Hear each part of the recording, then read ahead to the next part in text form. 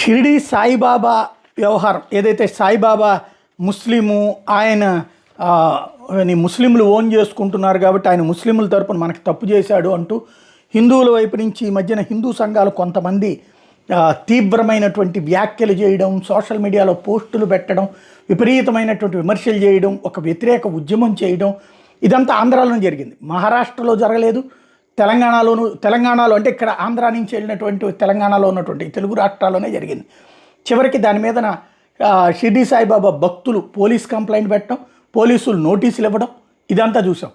దీని మీదన అసలు నిజంగా హిందుత్వవాదులు చేసినటువంటి ఈ హడావిడికి ఆర్ఎస్ఎస్ చేయించిందా, ఆర్ఎస్ఎస్కి సంబంధించినటువంటి నేతలు ఏమంటారు దీని మీద అన్నటువంటి చర్చ జరిగింది. ఆర్ఎస్ఎస్ఏ ఇట్లాంటిది ప్రోత్సహిస్తుందా హిందువుల మధ్య చీలికకి అన్నటువంటి సందర్భంలో తాజాగా దీని మీదన ఆర్ఎస్ఎస్ చీఫ్ మోహన్జీ భగవత్ స్పందించారు.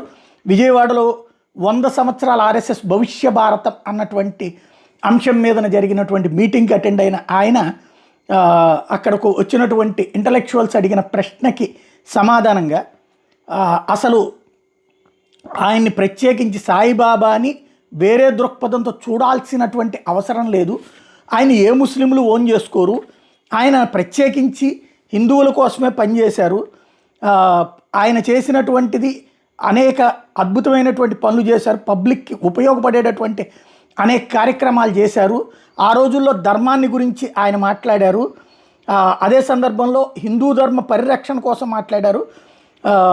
అక్కడ షిరిడి లాంటి చోట్లన ముస్లింలు ఎక్కువగా ఉండేటటువంటి చోట్లనే పండగలు కూడా అక్కడ నిర్వహించుకొచ్చారు. అట్లాంటి ఆయన గురించి అసలు ఎందుకు వివాదం తెచ్చారో మాకు అర్థం కాలేదు.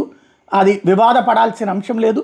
సాయిబాబా ఖచ్చితంగా గురు పరంపరకి సంబంధించినటువంటి వ్యక్తి అన్నటువంటిది తేల్చి చెప్పారు.